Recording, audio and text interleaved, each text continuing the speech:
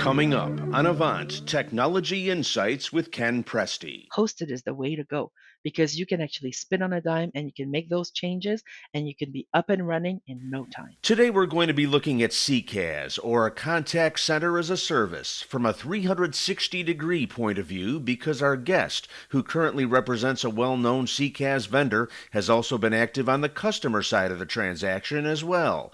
We'll talk about how CCaaS and unified communications as a service are growing together. We'll talk about the implications of multichannel versus omnichannel. We'll talk about staffing decisions in a CCaaS environment, and just for the heck of it, we'll find out why screaming, "Representative! Representative!" might not get you to someone with an actual pulse. All this and more coming up in just a moment. Welcome to Avant Technology Insights. I'm your host, Ken Presti, Research Vice President of Avant Research and Analytics. The link between solving business challenges and cutting-edge technologies has become tighter and more complex than ever before. In this podcast series from Avant Research and Analytics, we help enterprise decision makers sort through the business case, the value, the challenges, and ultimately the bottom line of technology adoption. So listen to us at your desktop, take us in the car, tune in from the commuter train, or download us at the gate. You'll find us on Apple, Spotify, and Google, as well as at www.goavant.net/podcast. Valerie, I'd like to welcome you to the podcast. Thank you for being here today. Our topic is contact center as a service. One of the things I wanted to start out with as we get into this whole alphabet soup in this industry, we've got UCaaS, Unified Communications as a Service, and we've got CCaaS, Contact Center as a Service. Help me map out the differences between the two and the degree to which those two technologies are actually converging these days. That's absolutely a great question. Well, the way I position this with customers is that the UCaaS is what you run your business on for anybody that is not necessarily completely customer facing. But the minute that you have an 800 number, the minute you have a service desk, the minute that your front door opens up to customers and they actually want to reach into you to ask questions and you actually want to have data on those conversations and those interactions with your customers, that's when the CCaaS starts coming in. But what we've seen in the market and what a lot of the unified communication portion comes in is the fact that that conversation will navigate from the UCaaS portion into the CCaaS and back into UCaaS if you want. What do I mean by that? I mean that the customer may call in, hit reception. I want to talk to somebody in sales. That may go into a sales desk, and then after that may go back out into the billing department. So, what having an integrated suite enables you to do is actually see the whole customer journey from one end to the other, so you can actually guarantee a better customer service or a better interaction to your customers. And when we actually see the difference in between a UCaaS and CCaaS, UCaaS has a lot of basic functionalities that you can use. But once you actually want to see reporting and visibility and ensure a better interaction, that's when the CCaaS actually comes into play. You know, it's interesting because that whole customer service aspect kind of gets a bad rap to a certain extent. Nobody really from the perspective of the customer, the customer of the company that's using CCaaS. Nobody really wants to make that call. It's usually something that's gone wrong, and it sounds like there's a great deal at stake from a customer relations point of view as soon as that call is made. And in a large organization, especially, but I think it also pertains to a wide variety of company sizes. You got a situation where you want to be able to do things as streamlined, as effectively as possible without, having the person need to repeat the same message over and over and over again. What are you seeing there in terms of, any customer sat feedback that you guys get at 8x8 regarding the use of these types of systems? Do they really help to solidify the customer relationship and sustain the relationship ongoing? Absolutely. It makes a huge difference because when the customer is calling, it's important to know what they're calling about. And it's important to know also that they've called already maybe 2 times and they've spoken to different departments, and being able to be answered. Good morning, Mr. Presti. I see that you're having an issue with your fridge this morning. How can I possibly help you? This, first of all, will diffuse that customer that's calling in and may not necessarily be in the best of moods, but also enables the agent to not have to ask 15 questions to the customer, but to actually engage into what the customer is concerned about. So, because you're quite right, we'll chat on the side, but when we actually have to argue and we want to speak to somebody, we'll pick up that phone and call. So having the more information that you can, this is where, and knowing your customer journey is where we can truly help customers, because customers will want to have a self-service portion, but they'll also want to have somebody that's knowledgeable, and that's where the hybrid that we offer with 8x8, the fact that our it's one communication suite, enables for the agent to be able to reach out to somebody in building really fast without having to transfer the customer, and having that complete customer service call with that angry customer that after that turns into a good customer. Because nowadays, we all know, somebody's upset with you, they're not just going to tell 5 people. They can tell a heck of a lot more people than that. Hmm.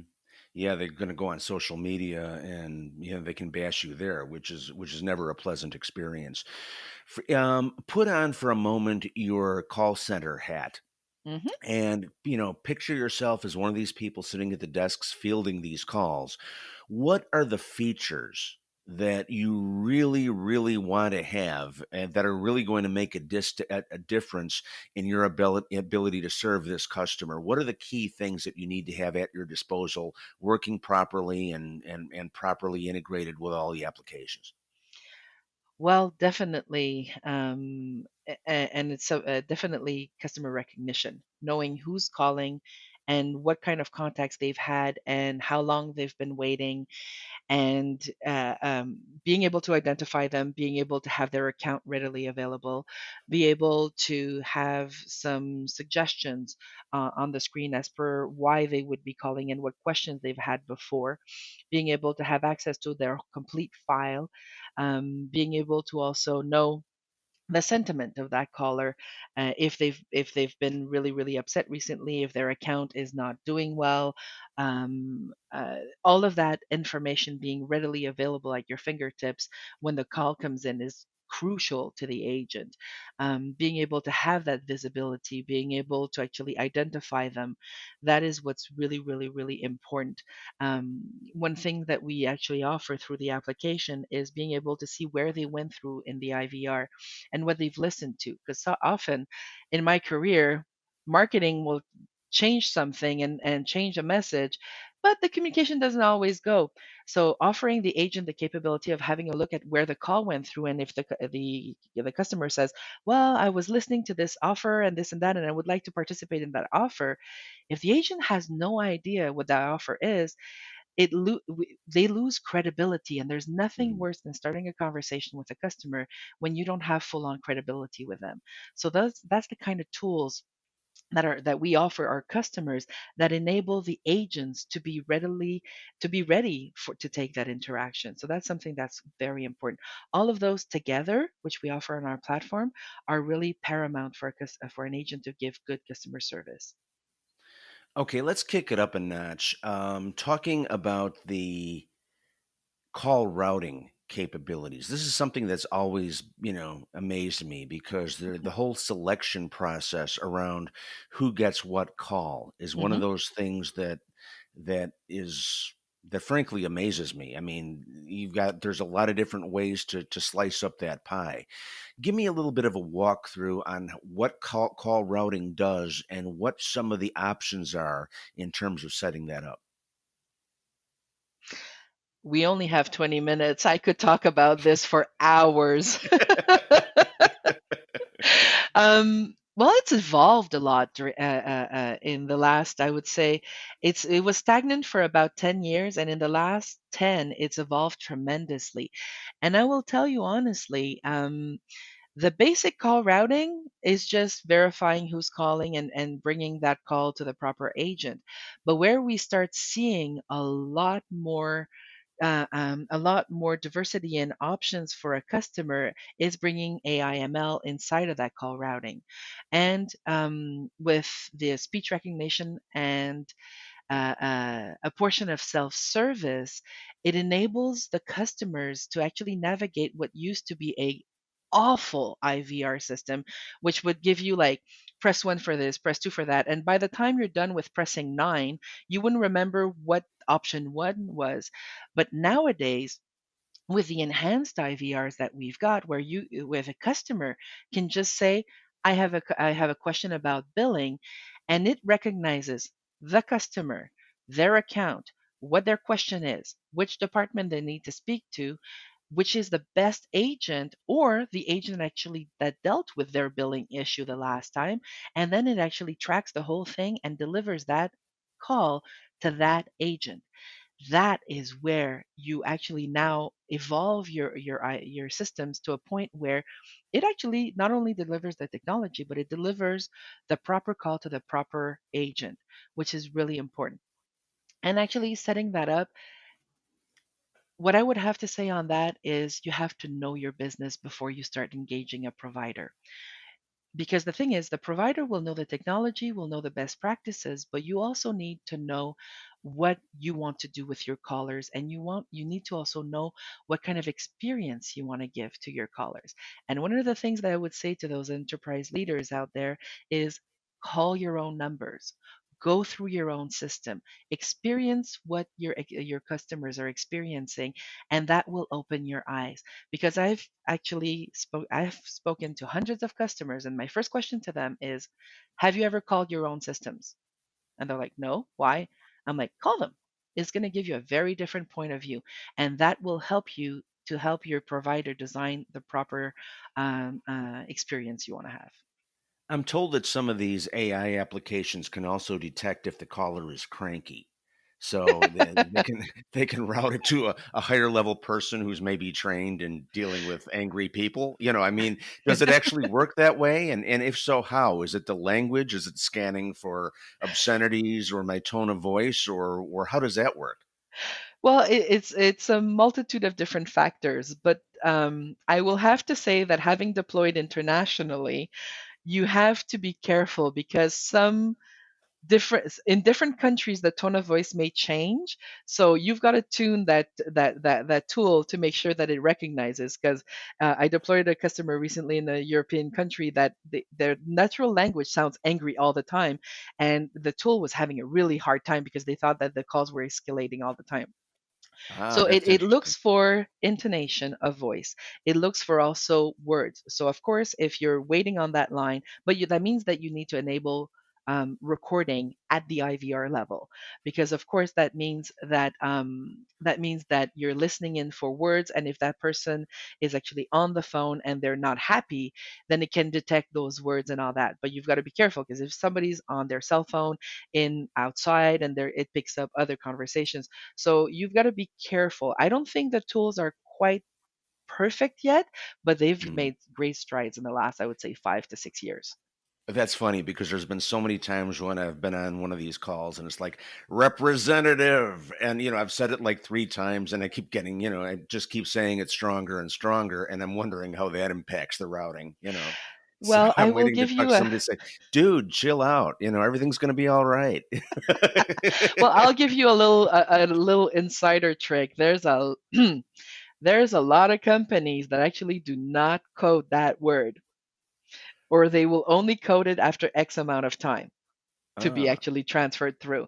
So it's the same thing as a lot of companies have removed the zero, the pound, to get out of that IVR because they want you to navigate through that system. So Mhm. yeah, sometimes you may be screaming out for representative, but that word is not recognized. Okay, so just between us, what is the word that I should use now? Um, I find the word issue. I have a problem. Those words will actually prompt sometimes to actually go through easier. It's not all systems. A lot of systems, when you say speak to an agent, it Hmm. will go through, because keep in mind that different companies want to name the people that answer the call differently. So sometimes the words are not queued up, to something that you may actually require. Yeah, I was just, while you were saying that, I was thinking about, being here in my office at home saying, I have a problem over and over again. And my wife from downstairs yelling up, yes, you do. so, so there's all kinds of impacts there, aren't there? And there's also accent, and there's also language. They're realizing that if you look at about 10 years ago, what came out was a simple one version of English. Now, if you look, most systems will have 10, 15, 20 different versions of English, because the vocabulary, the accent, the way people speak, you can't assume that the system will pick it up. Even me, I have a French accent in the background, because of I'm French Canadian, and if I start speaking and it doesn't recognize the fact that it's somebody from Canada, then it doesn't quite actually work. So a lot of those companies out there, you'll notice that now they're coming out with a multitude of different versions of English and French and Spanish, and now the tools are working much better than they were. Sorry, No, that's I digress no, no, there. that's good. That's good to know. That really is. And that's interesting because I also use some voice dictation software, and I just set it up on a new PC the other day, and I ran into the same thing. I mean, is it American English? Is it this sort of English? Is it English English? And all these different derivatives were there. So that was interesting. So it's good to see that that sort of thing is really taking hold. Mhm. So anyone in the enterprise decision maker community who's looking at CCaaS these days is going to run into two words at some point. One is omnichannel, and the other is multi-channel. Walk me through the difference between those two, please. And if you're talking to if you look at me from the perspective of me being a customer, what are the things that I have to really think about in making those types of decisions about which way to go? So it's kind of funny because depending on who you ask, the definition of this will vary, and people interchange these all the time. So there's the difference in between being able to actually address calls, chats, and emails, and then there's the capability of actually doing all of those in the same platform. And there's then, if you push it a little bit further than that, then you have the capability of actually doing all of these at the same time. So a lot of companies right now are doing the multi-channel, which is they're addressing all of those interactions separately. But what they truly want is being able to actually track all of these and do all of those on the same platform. So being able to do chat, email, SMS, social, and also doing calls. Where it starts getting confusing, though, is for those enterprise leaders, is how much of each can an agent take simultaneously, which you've got to be careful about depending on the nature of the work that you've got. I consult all the time with my customers on this, because then they get this idea that they can do one call, three emails, and five chats. But then you've got to consider the quality of what will be coming out. Because the thing is, if right now you and I are having a conversation, how attentive am I going to be to that conversation if I've got to read three chats and actually do an email at the same time? Mhm. So there's that very tight rope, or that very fine line, if you want, where you've got to be careful as to what you're going to be offering and when, and how your agents are actually going to be doing that omni channel. But it is having it all on the same platform, which is what we order, which is what we offer at 8x8, does enhance the productivity, and not only that, but that visibility we were talking about earlier. Being able to know that the customer reached out to you via email, via SMS, via chat, and now they're calling you because obviously they're escalating. So that is really important. That's interesting, and because yeah, one of the things I was wondering is to what extent do you see these use of all these different channels widely deployed? I mean, I'm more likely to call the company on the phone. Some people, maybe they text them. I don't know. Maybe I'll do email. Sometimes I'll use the bot, that sort of thing. Um, Is that pretty has that become very widely deployed and very widely used, or are there specific media for reaching the company that are used more frequently than others? Well, I apologize for saying this, the following answer. It's generational and it also has to do with your customer base. So, what I would say is, and we have a brand new factor in that equation, COVID-19. Hmm. So, prior to COVID-19, customers, you had a certain type of customer that wanted to open up to chat and to SMS and to all of those mediums. But there were few of them. So they because they require a specific type of agent and so on and so forth. But what COVID-19 started pushing towards the enterprise customer is the fact that the thing is, a lot of them hadn't planned for a DR solution for their phones, and now they needed to open up a different medium for their customers to actually reach out to them.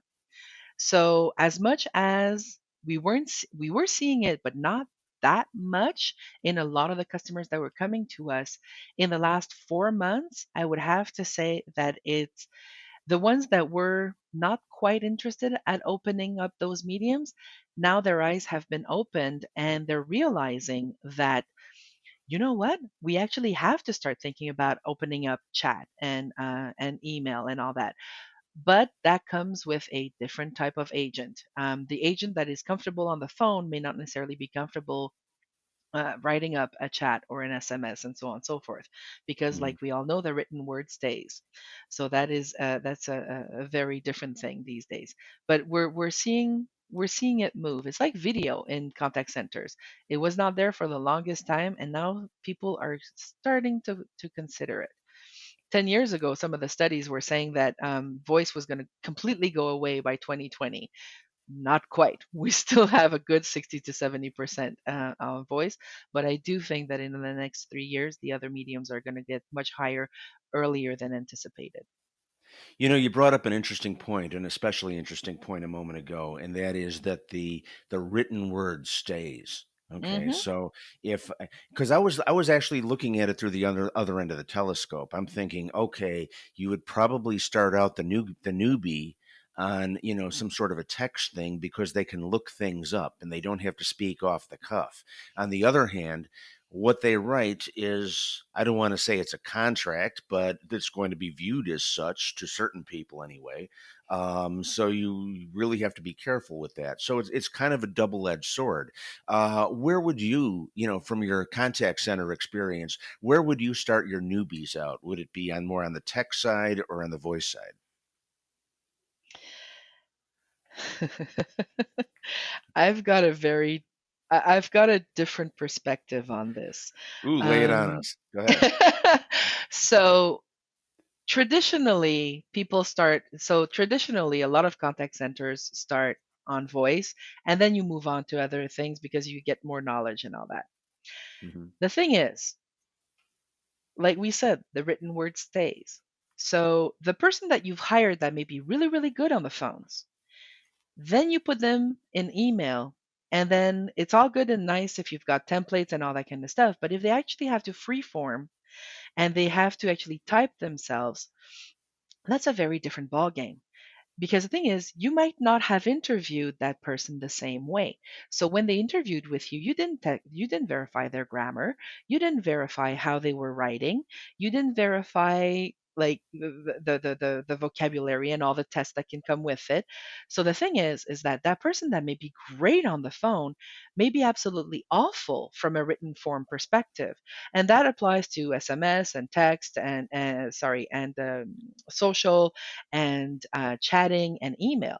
So, from my perspective, if you want to have a good customer service, I would actually hire specifically for that, because the thing is that a lot of people are can be good on the phones, but not everybody is good in the written form.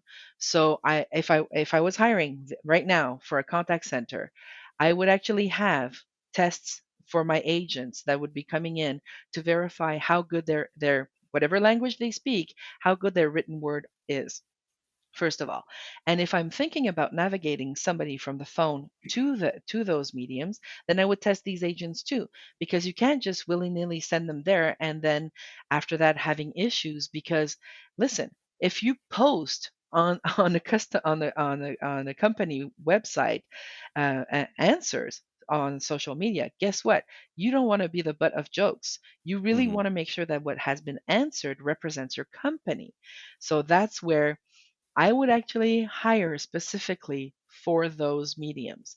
Just personally, that's the way I would do it, or ensure that the person I'm transferring from the phone to that medium has those capabilities and that has that proper verbiage. And that makes perfect sense to me because the needs are different as you go from one to the other, and the talent and the ability to respond. I think, and it's interesting because maybe it's a situation where, it's less about experience, although experience always plays in, but it's more about where the specific skill sets are on the individual that dictates what part of the contact center they're sitting in. So that's an interesting thing to me. Um, Let me ask you one more thing before we go. If I'm an enterprise decision maker and I'm pondering the idea of moving from one CCaaS suite to another, or I'm looking at maybe even going to CCaaS for the first time. I've got something in place that I'm already using, and I'm getting a little bit twitchy about this whole conversion thing because if my contact center goes down, that's got to be a big deal. What are the things that I need to look at in terms of working with the vendor and also with the trusted advisor to make sure that everything goes smoothly? What are the symptoms and what are the parameters that I should put in place in order to maximize the odds of success? The first thing I normally suggest to customers is you don't want to do a big bang. You want to be able to actually transfer your traffic over slowly so that you can weed out if there's any issues whatsoever. One of the advantages of CCAS, though, is that you can actually have your full on production system and a test system at the same time. So you have the luxury of being able to actually try out that phone number, try out that whole IVR, and you can actually tweak it, and you can actually refine it, and you can actually put agents in the back of it. So and so that's one of the advantages of CCAS. When we've done migrations for customers, I usually will tell them, well, let's make sure that you've got all your phone numbers are aligned, all your messages are aligned. Let's make sure that we've tested the platform correctly from one end to the other, and then let's start with a smaller department. Let's get that department rolling and get going. And then after that, we'll move all of your other services one at a time. The advantage also of doing that is with CCAS, you don't necessarily have to have those two phones on the desk because it can all be run by your computer and can make things easier for the agent. We also, when we want to do that cutover, and it's kind of funny because our customers are like, "Oh my God, it's way more seamless than it was with those big on-prem solutions." Mm. Because it's more flexible. You can have readily access to making changes on the fly that are easy to do. So for that enterprise customer that wants to actually do that change, is that you actually have to look at change management also inside of your company, and we accompany them to actually do that transition, move a bunch of numbers, and then after that, once all that is rolling, then you move another one and another one and another one, and you also make sure.